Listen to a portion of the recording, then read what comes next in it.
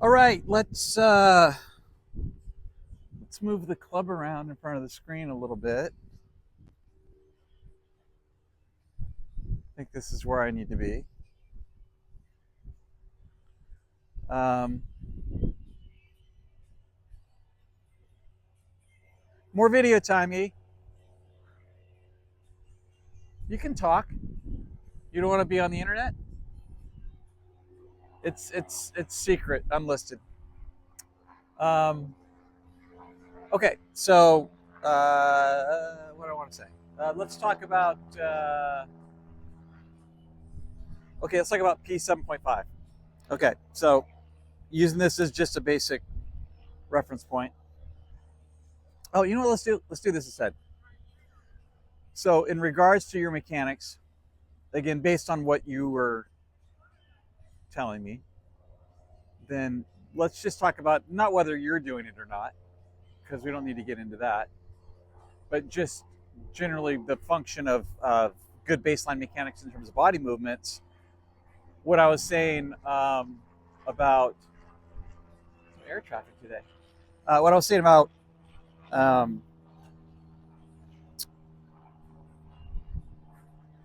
best way to say this. Okay, so rotational equilibrium, we talked about that. There's a reason for that. We discussed that a little bit. Creating dynamic rotation. The golf swing is about rotation. Uh, you're turning, right? You're moving the golf club in a big circle, ellipse, curvilinear, whatever. It's curving. Um, and so the golf swing is primarily about, or it's primarily a rotational movement. Um, and the club is orbiting around your body, and your body is turning, and the club is chasing it around. And so you want to control the radius of your club head. The best way to control the radius, or a good foundation to control the radius of your golf club, is to control how your body's turning. Here's the problem. And this is a fundamental flaw, like a tragic weakness of systems like Morad, Stack and Tilt, which is an outgrowth of Morad, um, is that people try to build a foundation of rotation first and then add pieces on top of the rotation, and that's not how it works. Okay, so the way it works is that the foundation of movements your golf swing is a lateral sway. So if you were to think about those rides, at Disneyland or wherever, with the big boat that swings back and forth, this is essentially your pelvis. This is the foundation of your movement in the golf swing.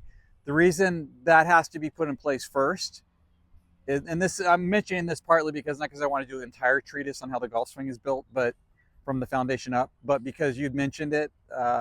So in terms of why you would try to have like a shift of the pelvis leftward on the downswing, it's because you have two legs. You got two hip sockets. That's the reason. Your anatomy is giving you two joints there, so you've got to use both of them.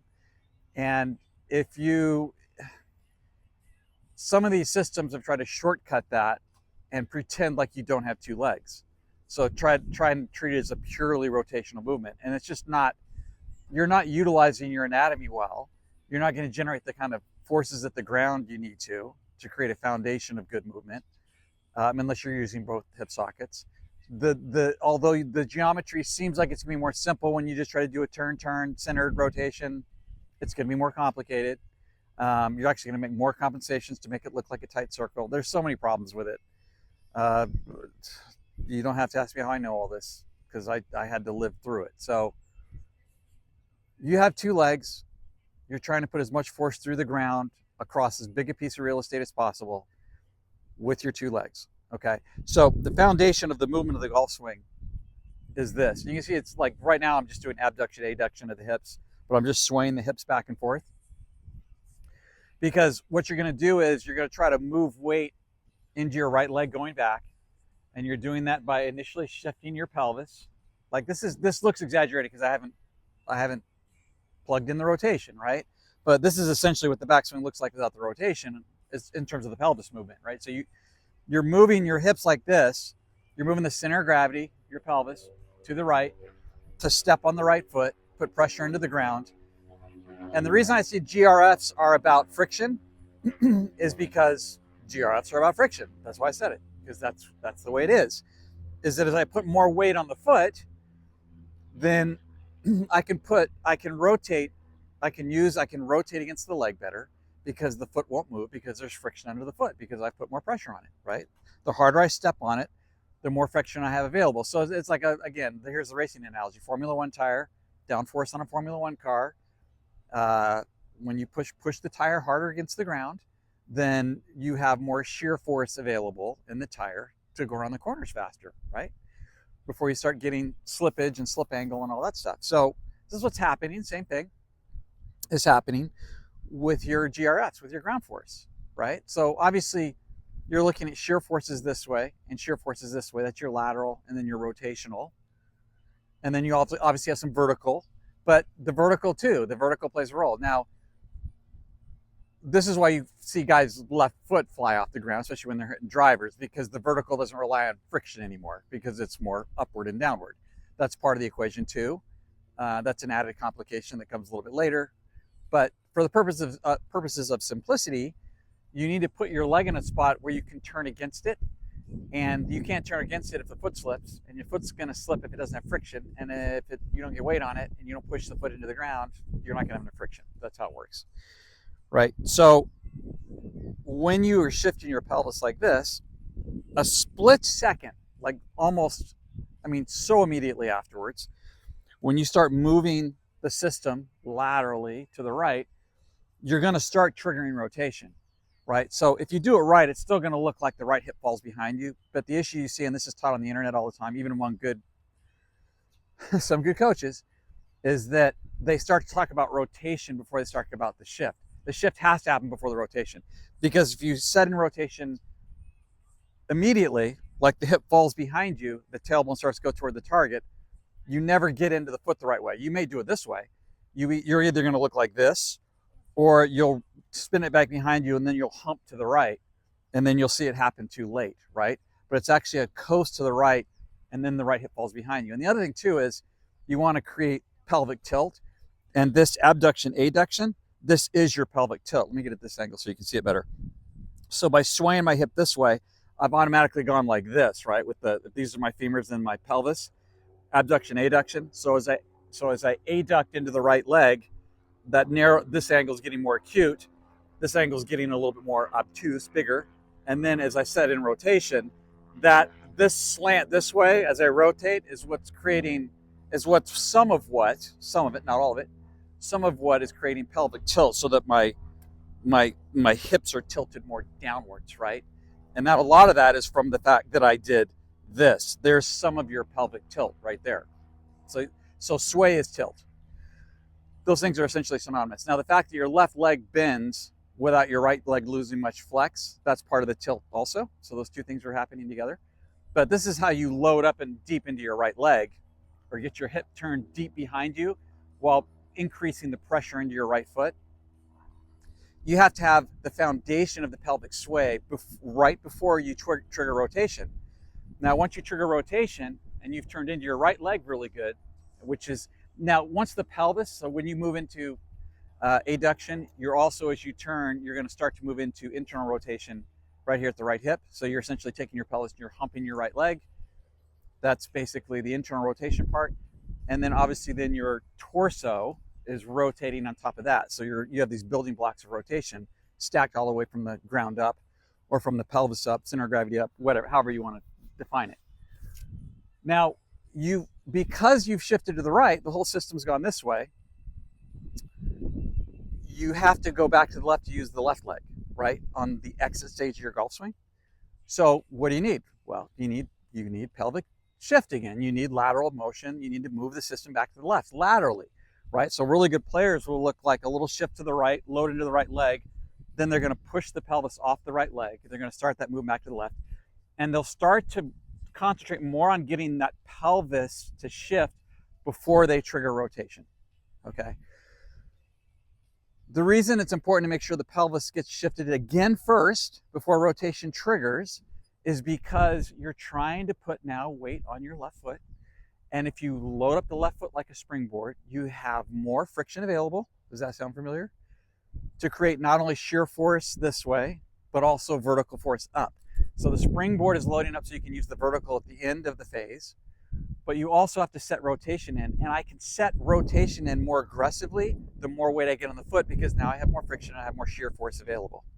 All right, so it's the same thing on both sides. There's some symmetry to the way the body's working there, right? But the pelvis moving this way is an important part of that it's the most important part of that foundation before you build rotation on top of it. So it looks a lot like this, right, before I start putting rotation in. But once I start to put rotation in, it starts to look a little bit more like a normal golf swing. And essentially the rotation masks over the pelvic shift. But the problem is that people look at swings on video and they go, man, look how aggressively he turns through the ball. Like he winds up really good and then turns really dynamic. And then you get an amateur that shows up and goes, man, I'm watching those guys on TV. And down the line, you can see two cheeks at impact. Man, those guys are turning. And so the amateur tries to turn. He just spins. But he spins early, stalls early. And then all the energy transfers out really quick to the arms. And what he does is he goes, well, I try to turn early. I really try to be aggressive, but I can't get as open at impact. I'm like 10 degrees open. I need to be 35, 45 degrees open. So what's the answer? Well, instead of moving the pelvis far enough left to get the friction under the foot enough to then give you that residual ability to rotate, what ends up actually happening is they just try to turn harder, but they don't turn, maybe they turn 5 more degrees, but they can't because their foot is too light. They don't have enough friction available, right? They never get their weight far enough left. So good players not only get more open at impact, but they have their pelvis shifted more left at impact. And those things are working together to create the conditions so you can have dynamic rotation. Okay, so I could go even deeper on all that stuff easily, much deeper. Let's leave it at that, because this is not about you changing your golf swing. You had talked about shifting laterally, so there would be some of the basic functions of why you would do it. Whether you need to do it or not, that's who knows, but that's some basis for why you would start thinking about how the swing is built. And the foundation is lateral movement, rotation comes on top of it. So, and the lateral, if the lateral's there as the foundation, that is what allows you to rotate hard. Without that, you can't rotate hard. Okay, I hope that's clear. So, if you told it to some golf instructors that, you would go, "Oh no, you gotta slide your pelvis more if you want to rotate good." They think you were saying the opposite. They think you were like essentially contradicting yourself, but you're not contradicting yourself.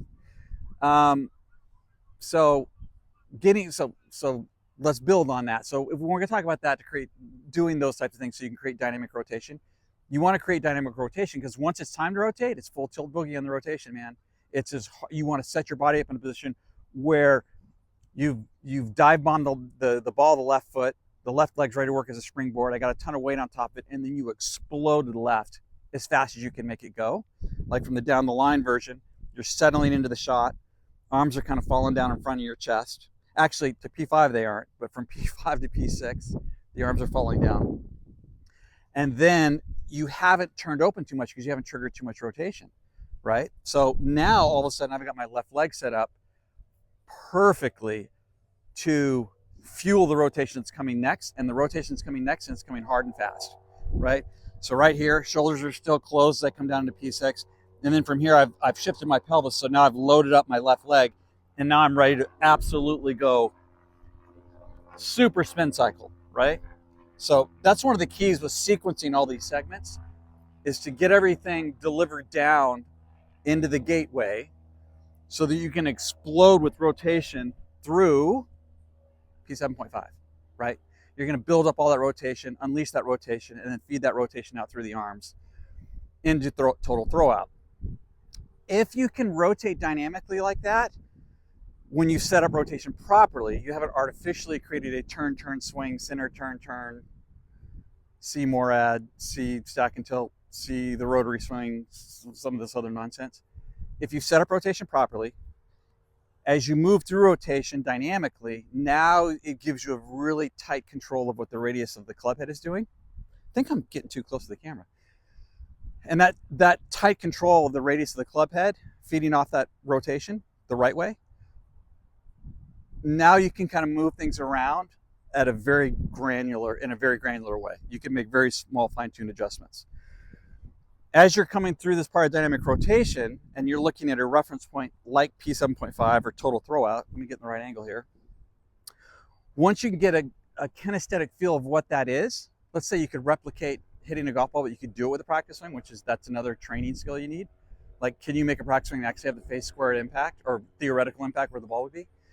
Once you can start to replicate that, now what you can do is you can start to see, have all the pieces come together to give me a good kinesthetic sense that I can basically encode and use as my kinesthetic visualization. It's not visualization, your kinesthetic concept that you're trying to preset before you actually hit the shot on the golf course. So to me, the other stuff I said in the car is really, let's come up with a way to build things together or put things together in our concepts so that when you start trying to prepare your central nervous system to execute the shot, you're using the language that it understands. And I think that's primarily kind of the kinesthetic feel of what it's like to move into that place of rotational equilibrium, dynamic rotation, understanding exactly what the orbit of the club head is doing, find out how neutral you can get through a certain checkpoint. And as you're building that foundation and understanding kinesthetically what that is, and then we haven't even gotten to the time sequencing, time scale stuff yet, but you're gonna have to command of that to get all this sequencing right, so that as the levels of pressure go up, you can manage that as your perception of time changes. You got to be able to keep your execution timing the same.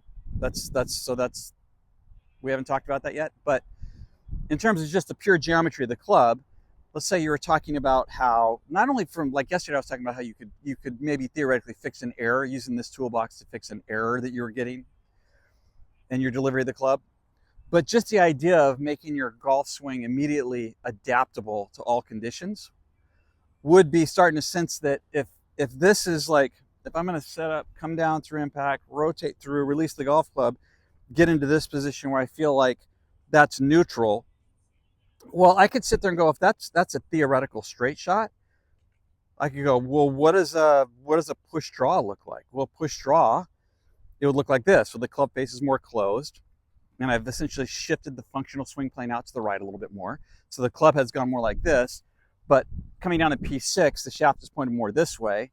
Swing down through the functional swing plane through that dynamic rotation, and then the shaft would come out on the other side at P8 looking like that, right?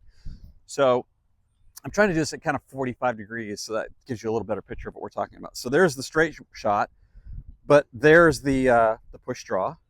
There's the straight shot, there's the straight draw, there's the straight fade. How about the pull cut? The pull cut looks like that, right? So now at P6, that would look like that. The shaft's more out this way, the club face is a little bit toes more up, 2D functional swing plane, and then exiting through this part. Now, if you know where you're going here, it makes it easier to understand where you need to be over here at the gateway. So P6 gateway, moving to total throw out. That's how you can start to play with some of that stuff, and then have an understanding of kinesthetically what happens to move these parts at speed with the right geometry and the right delivery numbers at the theoretical impact. And then you encode that kinesthetic feel so that you can use that to prep actual execution on the golf course. Okay, so that's some more stuff to kind of start noodling around in your brain, and we'll continue to go from there. And tell me what you think.